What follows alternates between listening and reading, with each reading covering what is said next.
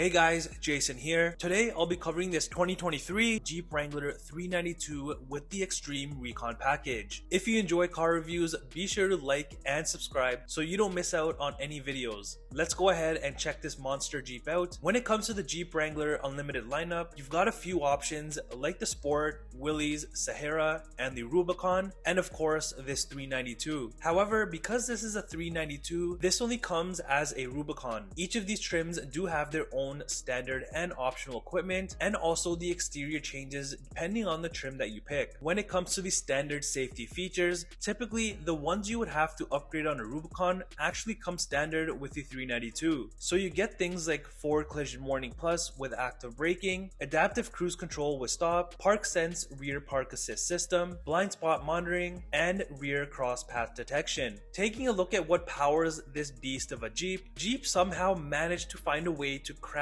a 6.4 liter SRT Hemi V8 into a Wrangler, and this is going to give you 470 horsepower and the exact same 470 pound-foot of torque. And if you're worried about your 0 to 60, don't worry, with this Wrangler you'll be able to hit that in about 4.5 seconds. Looking at the front of the 392, it's the same as the Rubicon with just a few things that make it stand out to know that you're driving a 392. Now normally with the Rubicons you won't get a steel bumper, however with the 392s it does come standard along with the rear bumper as well. Another thing that comes standard with these are the LED fog lights, which you actually have to add on for the normal Rubicon. Even the LED reflector headlamps come standard compared to just the regular Rubicons. And one of the distinctive things you'll notice on the front bumper are the hooks, which are bronze rather than the usual red that you see on the Rubicons. You also notice the bronze not only on the tow hooks but throughout the decaling and even in the interior. And an upgraded option that this 392 has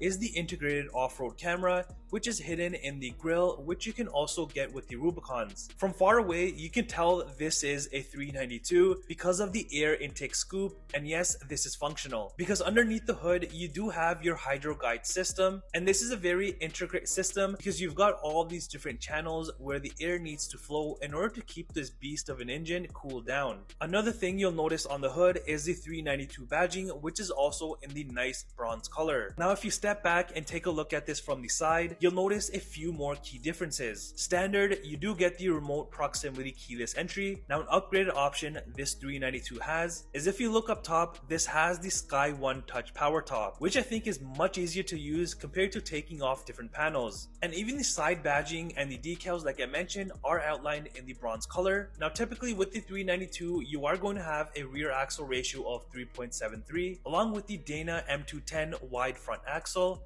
and the Dana M220 wide rear axle. More things include electronic front disconnect sway bar, off-road plus mode, 392 suspension, and the True Lock front and rear differential. You'll also notice along the sides, rather than having your side steps, you do have the rock sliders in case you do want to take this off-roading. And as for these massive tires, typically with the 392s they do come with the 17-inch beadlock capable wheels with the 33-inch tires. However, because like I mentioned, this has the Xtreme Recon package, so you do get a few more things. Like you'll notice you still have the 17-inch beadlocks also in bronze, but your tires now become 35-inch tires. And because of the Xtreme Recon package, you'll also get the performance brakes, and your rear axle ratio will be bumped up to 4.56. By the way, if you look at the fenders with the Xtreme Recon package, you do have the wheel flare extensions. Now coming around to the rear, of course you've got the massive spare tire, and since this has the Xtreme Recon package, you're also going to get the Mopar tire relocation kit, Mopar spacers, and the Mopar hinge gate reinforcement. Just like the front, the taillights will also be LED, and like I was mentioning about the steel front bumper, your rear bumper is also steel. And with the rear sensors, those are built right in as you see, along with another bronze tow hook. This vehicle also has the trailer tow package, which gives you the 4 and 7 pin wiring harness along with the hitch. Now with this beast, you can tow about 3,500 pounds when equipped right. Also, you can't miss the quad exhaust system. This thing sounds amazing. Take a listen for yourself.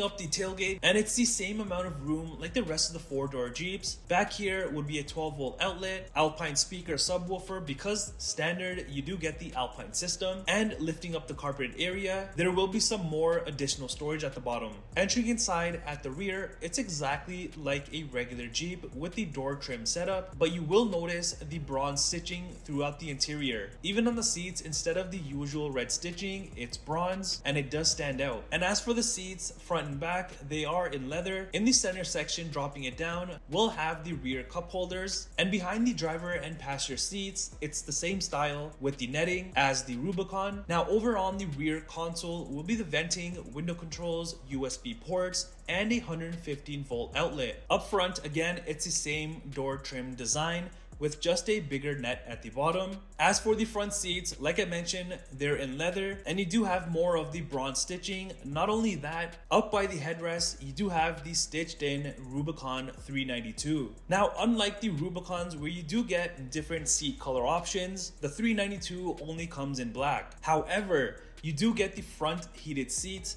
and the heated steering wheel as standard. And on the sides of the seat, you've got the typical Jeep seat adjustments. Down below are just the foot pedals. Above that is the lighting and dimmer controls, and the steering wheel is manual adjustable. Entering into the Jeep and starting up the 392, in the center gauge cluster, you will notice the animation that says 392. But apart from that, like I keep saying, it's pretty identical to the Rubicon. And even in the center screen here, you have a bunch of different options, just like the Rubicon and other Jeep trims that you can kind of go through and have in front of you. So there's a ton of different things, and each menu has menus within that you can go through and have readily available. As for the steering wheel itself, this is fully wrapped in leather, and like I mentioned, it's also heated. On the left side of the steering wheel, you do have your controls for the center gauge cluster and the Bluetooth controls, while on the other side are the controls for your cruise control settings and then your adaptive cruise control as well. And if you look closely, and because this is a 392